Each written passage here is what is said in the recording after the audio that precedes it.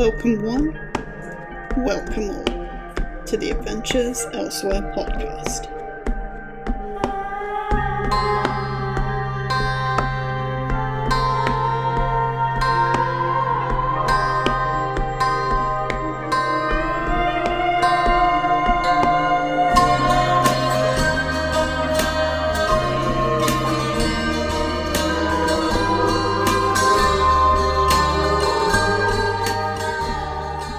Alright, hello everyone and welcome back to the Adventures Elsewhere podcast. I am your host, Jake Black, and today I'm talking about writing endings.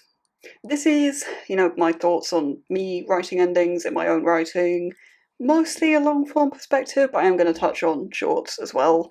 As always, I'm not here to give writing advice, I'm just here talking about my process, my craft, what works for me. If it works for you too, that's great. If it doesn't, that's not really my problem. So, next week, in theory, I talk about like I have a schedule, but I'm experimenting this month. Maybe I do, maybe I don't. Who knows? Not even I know, really.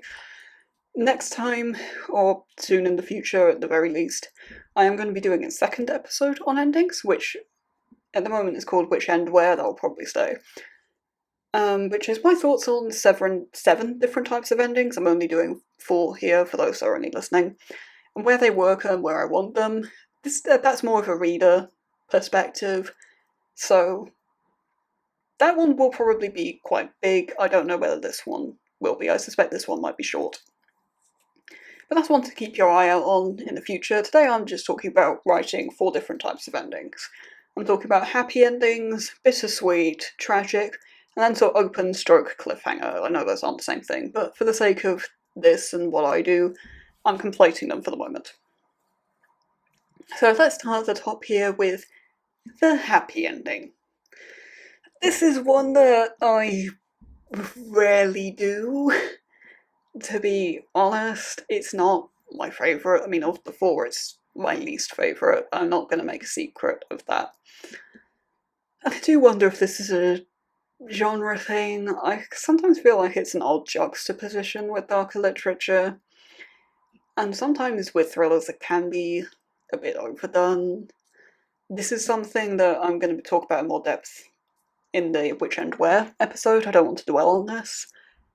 But yeah, it's not something I do much. The thing that... sort of reason why is I always have to think about, well, who or what makes this happy ending possible? Because having a big sense of achievement isn't necessarily enough. Because people are human, and at the end of the day, a lot of the time, if you're working really hard and all that, then you end up spending a lot of time alone. And a lot of my characters don't really like being alone that much. I mean, Coney's a bit of an exception. I did the Myers-Briggs for Coney one time, and he came out as 99% introvert. So, yeah, he's definitely the biggest fan of his own company out of any of my characters, but a lot of them don't like being alone. I mean, Nagashima is bizarrely a really good example. He doesn't like being on his own all that much. Unless he's working, in which case, get the fuck out of his sight before he yells at you. Just achieving the end of the main quest, for want of a better phrase, isn't necessarily enough for a happy ending. There's more to it than that. I mean, even if you just think about subplots and all that, there's a lot going on over 70-80k. And then the tone of the final chapter is always a weird one for me. Does the whole chapter have to be happy? The whole final chapter have to be happy for it to be a truly happy ending? It's hard to argue no. And the problem I have is my final chapters are often pretty long.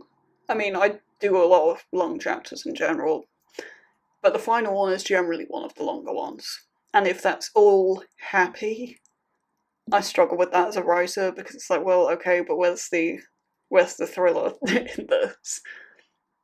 If it's short fluff at the end, fine, sure, yep, that's cool, I'm good with that. Especially as a reader, that's cool. Writer, not so much. I find that difficult. Again, I am coming at all of this through long-form thriller lens. In shorts, I think it's a lot easier because it can easily just be a one line that switches everything. You can't do that in long form in the same way. I don't think I have that much more to say on that one, so let's move on to bittersweet endings. And I think this is probably my favourite to write. And I don't think it's seen enough. I don't think we see enough bittersweet endings in any kind of fiction, to be honest. Shorts, long, poetry, whatever. I want more bittersweet, please. I find them very satisfying, because, I don't know, let's get into that now. With what I think about when I write a bittersweet ending, is what or who is the bitter note of this? Is that something that didn't get done? Is that someone who's no longer there, or whether that's dead or not, doesn't really matter? Is that just that actually you achieved what you wanted, but you destroyed a whole load of shit to make it happen, and actually compromised all your principles on the way? Is the bitter a sadness, or is it an anger, or is it both? There are lots of different forms that can take, and I think it's really fun to explore that. And there's a lot of nuance to it. I mean, I always talk about nuance and how much I love it, but I think bittersweet is a really good example of that. Trying to get the balance of the bitter and the sweet and all of that. But of course, equally important, arguably more important, is the sweet. What or who is the sweet of the bittersweet? Is that just this massive sense of achievement? Is it that the person you're with is the sweetness? Is it that actually the bitter note is, we destroyed everything and we didn't get what we wanted done, but you're here, so it's okay? Classic sort of post-apocalyptic stuff that I'm generally not interested in, but I do quite like that notion of actually life sucks, but you're here, so it'll do. Because that, I think, is a lot of people's life experience, as much as anything else. I think this one is really hard to pull off in shorts, though. I will say that, because the time you need to, like, build up both of those layers, and the in-between layers of bitter and sweet, you need quite a lot of space for that. So trying to do it in a short is difficult. I think the end note of bittersweet is really important as well. Does it end bitter? Does it end sweet? Is there a right or wrong way? Well, no, of course not. I prefer to end on the sweet, because I like the misconception that actually it's a happy ending. And this is something I actually did to myself by accident. I don't want to say which project it is. I don't want to give that spoiler. I know it's minor, but I don't want to give it. In the sense that I wrote the ending and I was all happy. I thought, I did a happy ending. Is this gross? I'm so proud of me. And then I read it back when I was typing stuff up for the 1.1 draft and realised, oh, actually, I did get the final gut punch in there, didn't I? This isn't a happy ending, it's bittersweet. And I think it's always easier to see that on a second read through. And I think it makes you think. I think having that ending sweet note and then realising actually no, everything wasn't okay, I think it can be quite poetic, quite moving, quite thought-provoking. And it doesn't devalue the bitter, because once you remember it, you're like, yeah, actually that whole facet of things does suck. I think ending on the bitter can diminish the sweet, though, in the sense that actually it does feel a lot like a very tragic ending. And then the sweetness of, okay, but you're here, does kind of feel less significant somehow. And I think this is just kind of how the human brain works, in the sense that everybody, I mean, it's within our biology as much as anything else, we tend to hyperfixate on the negative of everything. And so ending on the bitter note kind of forces us to do that a bit as readers. And some people will still pick up on the sweet and make that the big thing, and that's all good, but I think with me, how I like to approach bittersweet endings, I like to end on the sweet to get both notes more fully. I'd like to, if you have an example where it's done the other way, but is done super, super well, let me know. I'd be really interested to read that. It would also be interesting, because I don't see a lot of bittersweet endings, if you are writing one or have written one and have come at it a similar way or not, that would be really interesting to know about, so tell me about that too. But anyway, let's get on to the tragic ending, seeing as the line can be pretty blurry. I'm a big fan of tragic endings. I think they can be very satisfying and very poetic and very moving, but I don't like writing them. I like my characters a bit too much, maybe, to feel entirely comfortable with tragic endings, but you know, if needs must, then I will absolutely do it, don't get me wrong, but I don't like doing it. I think it's quite hard for writers of darker literature in general as well. Because there's a lot of grim stuff inherently in horror and thriller and all those genres, and then having a tragic ending on top can just feel a bit much. But then again, I love them, so maybe I'm just being hypercritical of myself. That would be a newsflash to no one, I'm sure. The thing I struggle with, though, as a writer more than anything with tragic endings is the thought, is there really no hope? Is that accurate? Because one thing I do as a human being increasingly is look for the silver linings to keep myself sane as much as anything else. And the idea that there is no hope almost kind of feels unrealistic. Because usually there is. I mean, if you think about political thrillers and all that, it's not necessarily that you actually achieved your main thing. I mean, with a tragic ending, that's generally not what it is. You generally don't. But think about all the stuff that gets foiled and bad things that didn't necessarily happen. That's still a silver lining somewhere, but then again, if that's not how your character thinks, if they're a pessimist, it's a lot easier to make a tragic ending. I mean, if you're writing someone like Haru who is just an eternal optimist, I think it'd be really hard to give someone like Haru a tragic ending because he'd be searching so desperately for the positive. Because he is a little ray of sunshine and he must be protected. The final scene of the tragic ending, I think, has to be the one with the biggest poignance and the biggest punch. With shorts, that has to be the final line. That final line has to be... it has to be nailed. You have to absolutely nail it, I think, to pull off a tragic ending to the satisfaction it deserves. And I think with the final line, with a tragedy, it's almost better if it's really short. Just a really short, really sad note. I don't know why, I just like that. I like to do that if I do tragic endings, which is generally a thing in shorts. Okay, last but not least, definitely not the least, is the open stroke cliffhanger ending.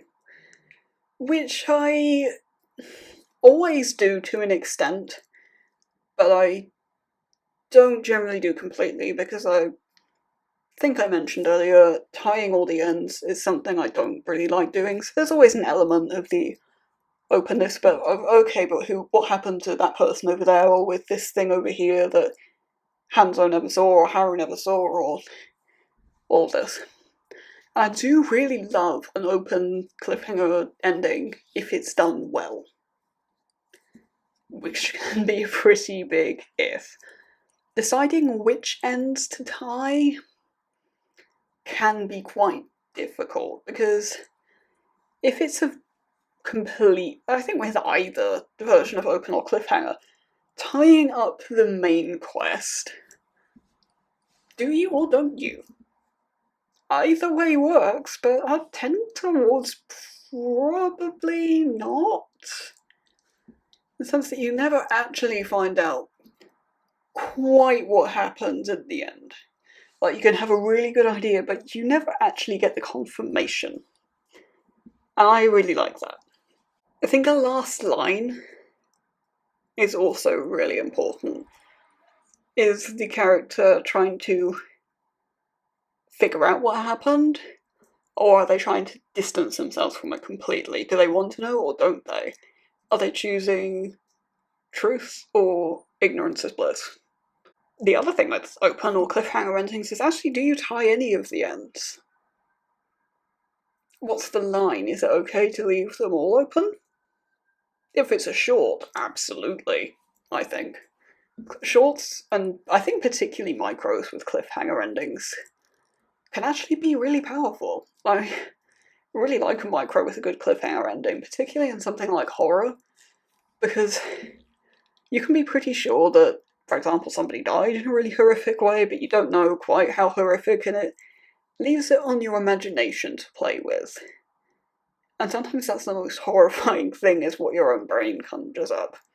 I like writing horror. Horror's fun. I think writing an open end in long form is a lot harder. I think you probably do have to tie off at least a couple of ends here and there. I think if you just sort of don't end a novel, that can be really hard. Like, then again, I am coming at this from a sort of standalone point of view. If it's a trilogy or a long series, you can leave it a lot more open, for sure. And actually, maybe ending in the middle of a sentence. There's one very famous book that does that, but the name escapes me. Oh, that is going to bug me. I think it can work. I think it can work really, really well. But that's generally not what I write. I write standalones, so trying to have a completely open end to that, I think it can work. It's just not something I'm very comfortable with doing, at least not yet. In the future, that might and probably will change, and that will be quite exciting. But that's about all on this episode of me writing endings. It's an episode I might come back to in the future, in the sense that actually as I write more different types of endings, I might want to do more with this, so who knows. In any case, the probably next episode is going to be Which End Where, which is thoughts on 7 endings, where they work and where I want them. This is more of an as a reader thing, that this is the writer perspective, the next one will be the reader perspective. I think that could be a really interesting episode, so make sure you subscribe so you don't miss that. Hey, that's my YouTubery plug for today. But the other plug I have to do, that was a fucking segue. If you are published or well on the way, please do get in touch. Email is probably the best way to do that, jade42black@gmail.com. If we've interacted on Twitter before or you're feeling brave, then you can DM me on there at jadeblack21. I might not see it. Twitter doesn't like to show me my DMs sometimes, so just bear that in mind if I don't reply in good time. Indie or self-pub, I want to hear from you. If you do decide to contact me, there's a list of stuff in the description I want to know. Please read that. Doesn't have to be a new release, doesn't have to be a novel. Bring everything in, let me consider your request. Let's talk about things and have fun together, because that's what the point of all this is, really. It's just a space to talk about writing in a fun way and explore things that aren't necessarily explored elsewhere. Because a lot of podcasts are very much, let's revise a query letter together today, and that's not me. That's not what I'm going to do, like, ever, probably. So, in any case, though, that's about all I have. I'm not going to ramble anymore, so you have a wonderful rest of your day. Thank you for listening. If you enjoyed this episode, please consider leaving a like and or subscribing to the channel if you don't want to miss out on future content. Copyright Jade Black 2023.